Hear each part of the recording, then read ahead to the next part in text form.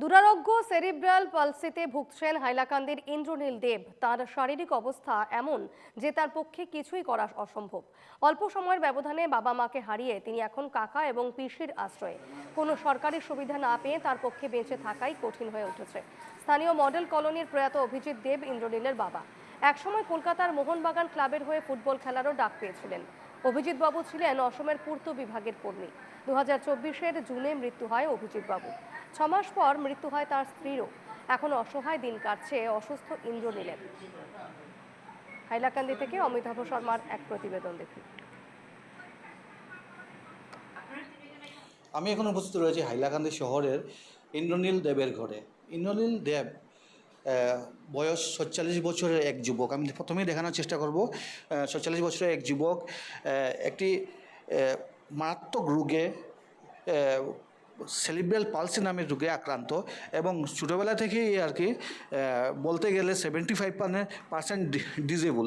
শারীরিকভাবে সব কাজ অন্যের উপর নির্ভরশীল। প্রথমেই বলতে চাইব যে ইন্দ্রনীল দেব হচ্ছেন অভিজিৎ দেবের একজন পুত্র। অভিজিৎ দেব আমাদের হাইলাকান্দি জেলার পিডব্লিউডি অফিসে চাকরি করতেন। আমি ফটো দেখানোর চেষ্টা করব। উনি হচ্ছেন অভিজিৎ দেব। উনি কর্মসূত্রে পিডব্লিউডি অফিসে কাজ করতেন এবং একজন সুদক্ষ ফুটবল প্লেয়ার ছিলেন এবং পশ্চিমবঙ্গে যেটা মোহনবাগান টিম রয়েছে সেই টিমের হয়েও খেলেছিলেন। ঠিক ওনার মৃত্যুর পর ওনার ঠিক 6 মাসের ভিতরে ওনার স্ত্রীর মৃত্যু হয়। বলতে গেলে ইন্দ্রনীল বাবা মা দুজনকে হারায়। আমি এখানে বলার চেষ্টা করব যে ইন্দ্রনীল ছোটোবেলায় থেকে সেরিব্রাল পালসি রোগে আক্রান্ত এবং সব কিছুতে স্বাভাবিক কাজকর্মতে অপরের উপরে নির্ভরশীল হতে হয়। আমার সঙ্গে উপস্থিত রয়েছেন ইন্দ্রনীলের পিসি। ওনার কাছে জানতে চাইব যে ওর কবে থেকে রোগ বা কী হয়েছে।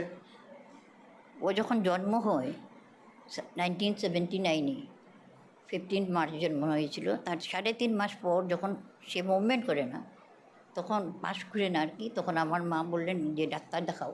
তো ওর যে খরচা আমরা এখন চালাচ্ছি, আমরা তো ওর চেয়ে অনেক বড়, আমরা যখন থাকবো না ওকে দেখবে কে?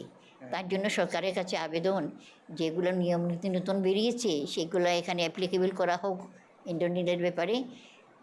আমি অনেকখানি আমরা অ্যাপ্লাই করেছি, অনেক জলঘোলা করে, তো এখনও কিছু আসেনি।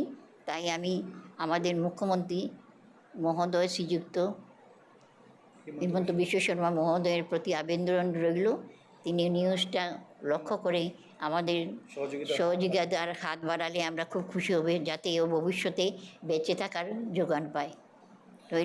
ধন্যবাদ। নিশ্চিতভাবে আমি আবার দেখানোর চেষ্টা করব। 46 বছরের ইন্দ্রনীল সম্পূর্ণভাবে পরিবারের যারা কাকু রয়েছেন, পিসি রয়েছেন উপর নির্ভরশীল। এই পরিবার থেকে মুখ্যমন্ত্রীকে অনুরোধ করা হচ্ছে যে পেনশন, যেটা মা বাবার পেনশন, বাবা যেহেতু একজন চাকরিজীবী ছিলেন, কিন্তু পেনশনটা পায়নি। সে যেহেতু 75% ডিজেবল, তো পরিবার থেকে অনুরোধ করা হচ্ছে যে তার জন্য একটা পেনশনের ব্যবস্থা করা হোক। আমার সঙ্গে ওখানে উপস্থিত রয়েছেন ইন্দ্রনীলের কাকু। ওনার কাছে জানতে চাইব যে ওর কোনো ডিসেবিলিটি বা কোনো পেনশন পাচ্ছে নাকি? না, এখনও পর্যন্ত মানে ফ্যামিলি পেনশনের কিছু হয়নি, সুরা হয়নি।